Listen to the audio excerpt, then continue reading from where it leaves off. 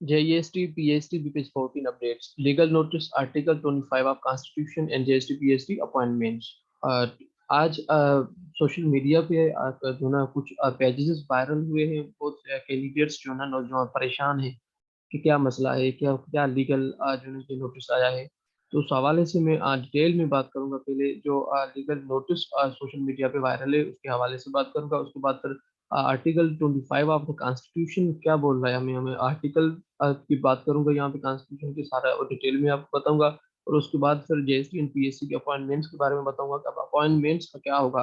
और कैंडिडेट्स जो अवेटिंग में हैं, जिनकी DRC कमेटी सिलेक्शन हो कुछ गई है, जिनकी अपेंडिंग्स में है, तो क्या प्रोसेस होगा, उनके ऑर्डर्स का क्या होगा। वीडियो को एंड तक देखना। बहुत इंफॉर्मेटिव वीडियो है और आपकी सारी जो भी कंफ्यूजन वगैरह है सारी दूर हो जाएगी वीडियो को देखने के बाद। तो सबसे पहले ये मैं यहाँ पे लेटर शेयर कर रहा हूँ। ये बिल्कुल यही सेम लेटर है जो सोशल मीडिया पे वायरल हो रहा है। जो ये है कोई मोहम्मद अशरफ समोस साहब एडवोकेट हैं सुप्रीम कोर्ट के और मेंबर है असल बार काउंसिल के मलिक कराची के। उन्होंने जो है ये लेटर निकाला है secretary school education and literacy department को। और उसके साथ SPS IB सफर वालों को भी ये एड्रेस किया लेटर। और उसके बाद फिर उसने जो 29 डिस्ट्रिक्ट हैं सिंध में, सारे और डिस्ट्रिक्ट के जो है ना वो DEO जो चेयरमैन है DSC के, सबको जो है ना ये लेटर जो है ना इसे में उन्होंने भेजा है। ये लेटर आप पिक्स यही सोशल मीडिया पे आप देख रहे थे, यही पिक्स मैंने यहाँ पे रखी है आपकी कंफ्यूजन दूर करने के लिए, जो चीज़ों को क्लेरिफाई करने के लिए मैंने यहाँ पे नोटिस यहाँ पे रखे हैं। अब यहाँ पे देखें उन्होंने क्या लिखा है कि legal notice request for stop legal and unlawful appointments of PSJSP in violation of Article of 25 of the Constitution of Islamic Republic of Pakistan 1973। ये सब्जेक्ट अब देखिए यहाँ पे ये लीगल नोटिस और उसके साथ यहाँ पैरा में इसने रिक्वेस्ट लिखी है। पहले ये मैं आपको कंफर्म कर दूं कि ये लीगल नोटिस नहीं है। जो लीगल नोटिस होता है वो किसी भी कोर्ट का, हाई कोर्ट हो या सेशन डिस्ट्रिक्ट कोर्ट हो या फिर सुप्रीम कोर्ट हो, उनके जो रजिस्ट्रार होते हैं, वो जजेस साहिबान होते हैं, वो जो लेटर निकालते हैं वो लीगल नोटिस होते हैं। ये लीगल नोटिस बिल्कुल भी नहीं है, ये जस्ट एक एडवोकेट है। उन्होंने अपने बिहाफ पे ये अपने ऑफिस से लेटर निकाल के उन सबको रिक्वेस्ट की है कि जो आप ये अपॉइंटमेंट्स कर रहे हैं ये इलीगल है, अनलॉफुल है अकॉर्डिंग टू द, और वायोलेशन है आर्टिकल 25 ऑफ द कॉन्स्टिट्यूशन की। अब उस हवाले से उन्होंने रिक्वेस्ट की है। और उसमें फिर उसने जो है ये यहाँ पे लिखा है कि भाई कुछ कैंडिडेट्स ऐसे हैं जो 33 मार्क्स प्लस में है, 40 मार्क्स प्लस में है, या 50 मार्क्स प्लस में है, या 54 तक मार्क्स में है, तो उनको आपने जो है ना डिस्क्रिमिनेट किया है पॉलिसी के तहत। तो यहाँ पे उसने सारी वो जो है ये कैटेगरीज जो एजुकेशन लिटरेसी डिपार्टमेंट ने यहाँ पे रखी थी पासिंग क्राइटेरिया के, वो कैटेगरीज यहाँ पे उसने रखी है। तो भाई ये जो आपने कैटेगरीज यहाँ पे रखी है ये बिल्कुल जो ना वायोलेशन है किसकी, 25 article 25 of the constitution of 1973। हम बाद में अभी जो ना थोड़ी देर में मैं आपको आर्टिकल 25 ऑफ द कॉन्स्टिट्यूशन क्या बोल रहा है वो भी आपको मैं बता रहा हूँ। हम साथ में इसको डिस्कस करेंगे पढ़ेंगे। अब नेक्स्ट चलते हैं। ये नोटिस है। तो सबसे पहले ये मैंने क्लेरिफाई कर दिया कि भाई ये जो ना कोई लीगल नोटिस नहीं है, जस्ट एक एडवोकेट है, उसने रिक्वेस्ट की है इन ऑफिसर्स को सारों को, जो है एजुकेशन लिटरेसी डिपार्टमेंट सेक्रेटरी को, SPS IBA को, सारे जो है ना DEOs को, कि भाई ये अपॉइंटमेंट आप जो है ना ये स्टॉप कर दें यहाँ पे।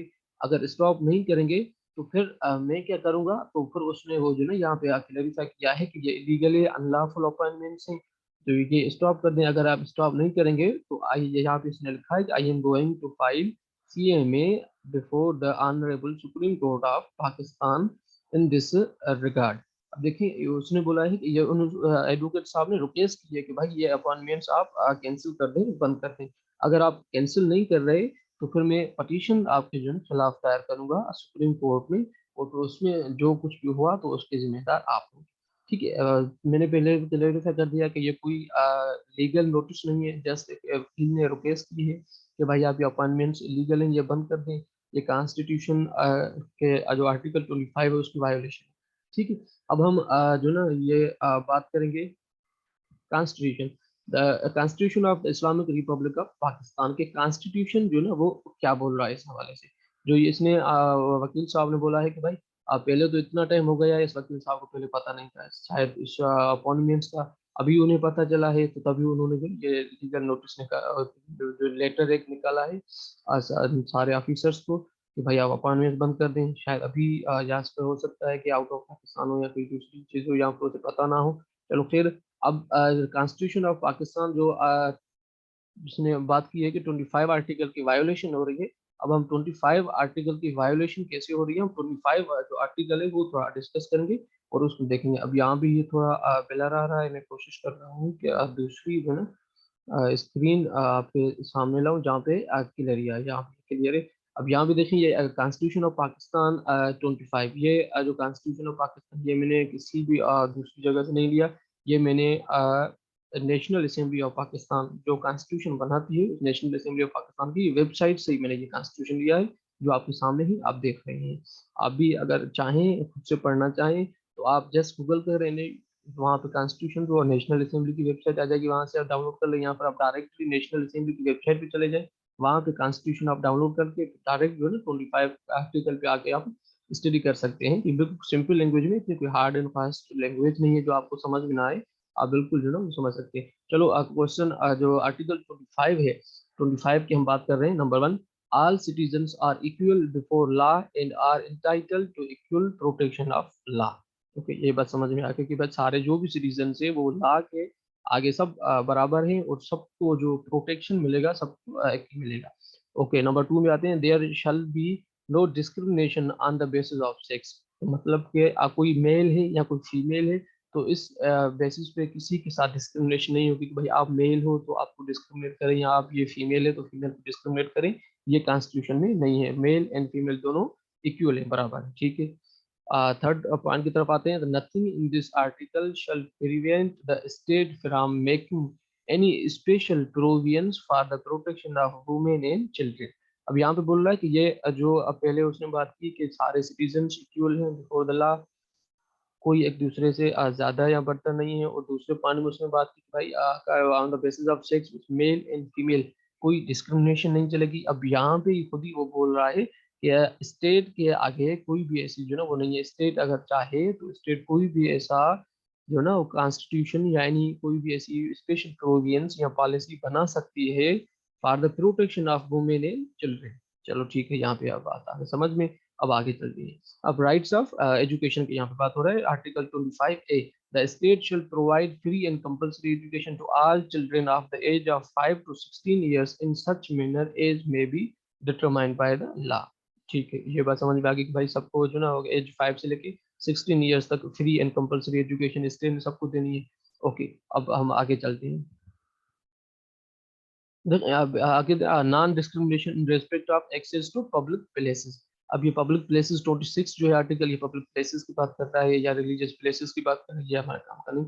चलो थोड़ा मैं आगे आपको जो है ना ये आर्टिकल 27 जो है ना, ये मैं अपने बिहाफ पे आपको जो है ना ये दिखा रहा हूँ। अब आर्टिकल 25 आपने देख लिया, तो वहाँ पे आर्टिकल जो 25 है वहाँ पे सीधे जो है ना कोई भी वो बात नहीं कर रहा, जैसे वकील साहब ने कहा था कि ये वायोलेशन। जैसे यहाँ पे ठीक है, लॉ के सामने सारे सिटीजन्स जो है इक्वल है, मेल फीमेल बराबर है।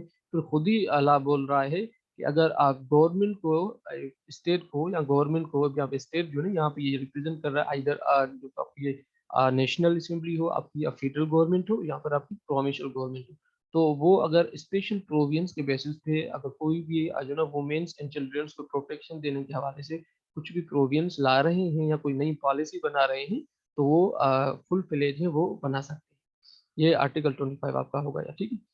अब हम आ रहे हैं आर्टिकल 27, जो ना कि मैं अपनी तरफ से आपको जो ना दिखा रहा हूँ। आप देखें आर्टिकल 27 जो है स्पेसिफिकली अपॉइंटमेंट्स के हवाले से, तो इसी वजह से मैं आर्टिकल 27 आपको रेफर कर रहा हूँ। पता नहीं अब वकील साहब ने आर्टिकल 27 का जिक्र नहीं किया इसमें, ये इसका भी करना चाहिए था उसको पटिशन में। Safeguard against discrimination in services, यहाँ पे जो सर्विसेज जॉब्स में डिस्क्रिमिनेशन अगर कोई हो तो उस हवाले से सेफगार्ड यहाँ पे आर्टिकल 27, ये टू द पॉइंट स्पेसिफिक जो है ये टू द पॉइंट ये आर्टिकल। अब देखिए यहाँ पे क्या बोल रहा है, no citizen otherwise qualified for appointment in the service of Pakistan shall be discriminated against in respect of any such appointment on the ground only of race, religion, caste, sex, residence और place of birth। अब यहाँ पे ये para जो ना बहुत ये अब यहाँ पे देखिए, यहाँ पे बोल रहा है कि अपॉइंटमेंट्स के हवाले से कोई भी सिटीजन जो हो हम आप उसको डिस्क्रिमिनेट नहीं कर सकते चाहे वो मेल हो, फीमेल हो, यहाँ पर जैसे यहाँ पे उन्होंने या कैंडिडेट्स ने क्लेम किया है कि भाई अब जो मुस्लिम्स हैं वो तो 55 पे पास है, लेकिन जो गैर मुस्लिम है वो 50 पे पास है। अब यहाँ पे जो ना ये रिलीजन की डिस्क्रिमिनेशन आप बोल सकते हैं कि यहाँ पे रिलीजन की डिस्क्रिमिनेशन उन्होंने कर दी। ओके, उसके बाद आज सेक्स की बात करें, यहाँ पे देखें जो मेल कैंडिडेट्स हैं वो 55 पे पास हैं और जो फीमेल कैंडिडेट्स हैं वो 50 पे पास हैं। तो यहाँ पे आप बोलेंगे कि भाई अब मेल कैंडिडेट्स को उन्होंने डिस्क्रिमिनेट किया है पॉलिसी में कि भाई मेल जो वो 55 पे पास है और फीमेल जो है वो इसमें 50 पे पास है। चलो आगे हम देखते हैं यहाँ पे रेजिडेंस। अब यहाँ पे जो वो बोल रहा है ना हार्ड एरिया पॉलिसी उन्होंने मुतारिफ करा के जो 33% पे पास कर दिए, वो यहाँ पे इसके डिस्क्रिमिनेट कर रहा है कि भाई रेजिडेंस के हवाले से ठीक है, कोई आपने अपने हार्ड एरियाज बना लिया, हार्ड एरिया का जो रेजिडेंट है वो 33 मार्क्स के पास है, और किसी शहर का रेजिडेंट है बंदा या नॉन हार्ड एरिया के रेजिडेंट है तो उसको आप 55 पे पास कर रहे हैं। ये यहाँ पे भी बिल्कुल इसके अपोजिट जा रही है। अब ये 27 में ये जो चीज़ें हैं यहाँ पे जो पॉलिसी है, अगर हम इनके थोड़ा फॉर द टाइम बिंग देखें तो 20 पॉलिसी जो है वो ये आर्टिकल 27(1) जो पार्ट है इसको बिल्कुल डिस्क्रिमिनेट कर रही है। चलो आगे देखिए हम आगे क्या बोलता है ये, provided that for the period not exceeding 40 years from the commencing day, a post may be reserved for persons belonging to any class or area to secure their adequate representation in the service of Pakistan। अब यहाँ पे वो कोटा वाली बात आ गई कि भाई हम कोटा बना सकते हैं, हम जो ना पोजीशंस जो सिक्योर कर सकते हैं, पोजीशन जो ना हम रिजर्व कर सकते हैं, जैसे वो फीमेल कोटा होती है, मिनॉरिटी कोटा होती है, ये वहाँ पे ये वो भी बात आ गई कि भाई हम किसी भी जो है ना उसमें क्लास के लिए या एरिया के लिए हम सीट्स रिजर्व कर सकते हैं। अब यहाँ पे देखें कि किसी भी क्लास, तो क्लास में यहाँ पे मिनॉरिटी भी आ गई, आपकी डिसेबल भी आ गई, आपके ये जो ना और वुमेन भी यहाँ पे आ गई ठीक है क्लास में। और एरिया की बात करें यहाँ पे जो डिसेबल इसमें सॉरी डिसेबल नहीं, जो हार्ड एरिया की यहाँ पे अब ये आगे की भाई आप हार्ड एरिया में भी हम अगर वो रिजर्व कर दें सीटें कि भाई ये सीटें हार्ड एरिया वालों के लिए है। चलो यहाँ पे ये कुछ जो ना उसके अपोजिट जा रहे हैं ठीक है। ओके, अब ये मतलब ये जो पैराग्राफ है ये सिंध गवर्नमेंट ने जो पॉलिसी बनाई है उसकी फेवर में चल रहा है, जा रहा है। चलो ठीक है नेक्स्ट चलते हैं। Provided further that in the interest of the said service specified post और सर्विस में B reserved for members of the either sex if such posts or services entail the performance of duties and functions which cannot be adequately performed by the members of the other sex। चलो ये इतने अंक हैं हमारे काम की point. चलो हम नेक्स्ट चलते हैं दूसरी पॉइंट की तरफ। दूसरी पॉइंट हमें क्या बोल रही है, अब यहाँ देखो provided also that under representation of any class or area in the service of Pakistan may be redressed in such manner as may be determined by an act of Majlis Shura Parliament। अब यहाँ पे जो government ने categorisation करके announcement की है वो यहाँ पे क्लियर कर रहा है कि भाई अगर जहाँ पे मजलिस शूरा पार्लियामेंट है वो पार्लियामेंट चाहे तो किसी भी जो ना सर्विस में किसी भी जॉब में, चाहे जीएसटी हो, पीएसटी हो, सीएसएस हो, पीसीएस हो या कोई भी दूसरी जॉब हो, उसमें किसी भी क्लास को जो ना वो क्लियर जो ना वो कर सकती है कि क्लास है या फिर एरिया है उसको उसके बेसिस पे जो ना वो अपनी क्राइटेरिया सेट कर सकती है या सीट्स वगैरह जो है वो रिजर्व कर सकती है अकॉर्डिंग टू एनी क्लास। अब एनी क्लास यहाँ पे जो ना एनी क्लास में आपके आगे मिनॉरिटी भी आ गई और उसके अलावा आपकी वुमेन भी आ गई और इसके अलावा आपके डिसेबल्स भी आ गए और यहाँ पे आर एरिया तो यहाँ पे हार्ड एरिया भी क्लियर हो गया कि भाई पार्लियामेंट को इख्तियार है वो ऐसे कोई पॉलिसी बना सकती है। अब मजलिस शूरा पार्लियामेंट की यहाँ पे बात करें ठीक है, ये मजलिस शूरा पार्लियामेंट ये तो नेशनल लेवल पे हो गई, ठीक है, नेशनल असेंबली हो गई और सेनेट हो गई। मजलिस शूरा दोनों को मिला के हम पार्लियामेंट बोलते हैं, मजलिस शूरा बोलते हैं। तो देखें वो फेडरल के लेवल पे होगी, तो क्या प्रोविंशियल जो असेंबली ने यहाँ पे जो हार्ड एरिया वाली पॉलिसी डिसेबल वाली जो कैटेगराइजेशन की वो सेक्रेटरी साहब ने खुद नहीं की या मिनिस्टर साहब ने ये खुद ऐसे जो ना वो पॉलिसी नहीं बना दी, वो जो पार्लियामेंट है सिंध असेंबली जो है उसमें उन्होंने ये बनाई। अब देखें आगे के सिंध से अब यहाँ पे तो ये मजलिस शूरा यहाँ पे ये क्लियर हो गया कि भाई अब मजलिस शूरा जो है पार्लियामेंट नेशनल असेंबली जो है, नेशनल असेंबली को फुल इख्तियार है वो किसी भी पोस्ट में, किसी भी सर्विस में, किसी भी जॉब में तो वो कोई भी ऐसी क्लास बना सकती है या एरिया रेक्टिफाई कर सकते हैं कि भाई, और उसमें अकॉर्डिंग तो जो ना वो अपने जो ना उस हिसाब से वो सीट्स रिजर्व भी कर सकते हैं, पासिंग क्राइटेरिया भी चेंज कर सकते हैं, ये क्लास और एरिया की यहाँ भी ये बात हो गई। अब ये हम देखते हैं कि भाई ये चीज़ चाहे सिर्फ नेशनल असेंबली कर सकती है मजलिस शूरा या फिर जो सिंध गवर्नमेंट है वो भी कर सकती है। चलो नेक्स्ट पॉइंट में जाते हैं। Nothing in class 1 shall prevent any provincial government or any local or other authority in the province from prescribing in relation to any post or class of service under that government or authority conditions as to residence in the province for a period not exceeding 3 years prior to appointments under that government और authority. यहाँ पे देखिए सारी चीज clear हो गई। अब यहाँ से हमें ये कंफर्म हो गया कि भाई सिंध गवर्नमेंट जो है national assembly sorry national provincial assembly, Sindh government की जो प्रोविंशियल असेंबली है, जो असेंबली ने बिल पास किया था, कैटेगराइजेशन की थी कि भाई हार्ड एरिया को 33 मार्क्स पे पास करना है, और उसके अलावा डिसेबल को 33 पे पास करना है, 50 पे पास करना है, या मिनॉरिटी को 50 पे पास करना है, फीमेल्स को 50 मार्क्स पे पास करना है, और जो मेल है उनको 55 मार्क्स पे पास करना है। जो भी ये कैटेगराइजेशन थी वो सारी प्रोविंशियल असेंबली ने, सिर्फ गवर्नमेंट ने या कैबिनेट ने जो है ये अप्रूव की है। अब कैबिनेट कौन हो गई? कैबिनेट यही हो गई कि अथॉरिटी जो ही जो गवर्नमेंट है, प्रोविंशियल गवर्नमेंट है। अब कॉन्स्टिट्यूशन ने खुद जो ना वो प्रोविंशियल असेंबली को एक फेवर दी हुई है। तो कॉन्स्टिट्यूशन खुद बोल रहा है कि भाई प्रोविंशियल असेंबली चाहे तो किसी भी जॉब में, किसी भी जो सर्विस में, वो किसी भी क्लास को या किसी भी एरिया को रेक्टिफाई करके उनके हिसाब से जो ना वो सीट्स रिजर्व कर सकती है, पासिंग क्राइटेरिया सेट कर सकती है। तो फिर वकील साहब को क्या हो गया है कि ये सारे जो ना नौजवानों को उसने परेशान कर दिया है कि ये लेटर निकाल के सबको भाई ये जो ना लॉफुल है, लीगल है, ये चीज़, वो चीज़। यहाँ पे तो कोई ऐसी आपने खुद आपके सामने मैंने खुद ये कॉन्स्टिट्यूशन जो 25 आर्टिकल था वो भी मैंने स्टडी किया, आपके साथ डिस्कस किया, और 27 जो स्पेसिफिकली अपॉइंटमेंट्स एंड जो ना ये हवाले से, जॉब्स के हवाले से, वो भी सारा मैंने डिस्कस किया। यहाँ पे तो कोई ऐसी बात है ही नहीं जो आप बोलें कि वकील साहब कि भाई ये जो ना कॉन्स्टिट्यूशन के खिलाफ है, इलीगल है। अब देखिए यहाँ पे अगर हाँ सेक्रेटरी साहब खुद पॉलिसी बनाता, आईबीए वाले पॉलिसी बनाते, या मिनिस्टर साहब बैठ के खुद पॉलिसी बना देता, तो फिर वो इलीगल थी, कॉन्स्टिट्यूशन के खिलाफ। लेकिन जब यहाँ पे प्रोविंशियल असेंबली जो असेंबली कॉन्स्टिट्यूशन बना रही है, जो कॉन्स्टिट्यूशन बना रही है, अमेंडमेंट्स कर रही है, एक्ट्स बना रही है, तो ये चलो ये कॉन्स्टिट्यूशन पाकिस्तान का ये किसने बनाया? ये भी तो भाई नेशनल असेंबली ने बनाया है ना, सेनेट ने बनाया है ना, हमारे जो मजलिस शुरा पार्लियामेंट है उन्होंने बनाया है ना फिर। तो कॉन्स्टिट्यूशन कौन बनाता है? कॉन्स्टिट्यूशन भी तो यही असेंबली मेंबर्स ही बनाते हैं ना।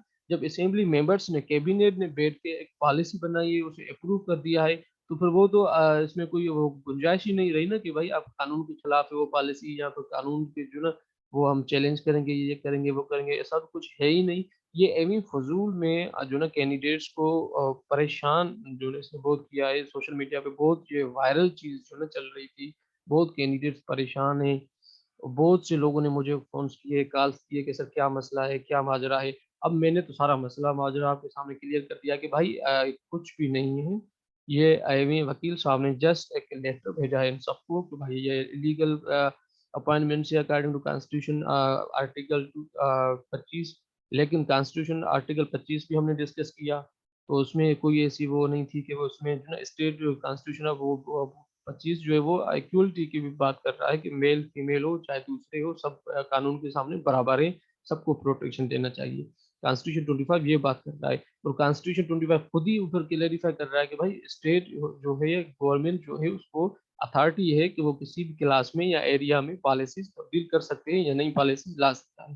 कॉन्स्टिट्यूशन 25 की बात हमने की। उसके बाद कॉन्स्टिट्यूशन जो 27 है, जो स्पेसिफिकली पार्टिकुलर ये अपॉइंटमेंट्स और जॉब्स के हवाले से, वो भी हमने डिस्कस किया। उसमें भी खुद बोल रहा है कि भाई ऐसी कोई डिस्क्रिमिनेशन नहीं करनी according to sex, race, caste, ये सारी चीज़ें, क्लास, तो ये जो उसने कर दी। उसके बाद फिर खुद ही वो कॉन्स्टिट्यूशन अथॉरिटी दे रहा है पार्लियामेंट को, कैबिनेट को, जो प्रोविंशियल असेंबली है, उस असेंबली को वो कॉन्स्टिट्यूशन खुद अथॉरिटी दे रहा है कि भाई अगर आप चाहें तो किसी भी क्लास को, आप चाहें तो किसी भी एरिया को रेक्टिफाई कर सकते हैं प्रोविंशियल बिल के ज़रिए, और फिर रेक्टिफाई करके उस अकॉर्डिंगली सीट्स रिज़र्व कर सकते हैं किसी भी जॉब में, किसी भी जो ना वो पासिंग क्राइटेरिया आप बना सकते हैं। तो इन द एंड मैं यही बोलूँगा कि ये आप कैंडिडेट्स आपको परेशान होने की कोई ज़रूरत नहीं है, कोई मसला नहीं है, कोई इल्लीगल या अनकॉन्स्टिट्यूशनल चीज़ नहीं है।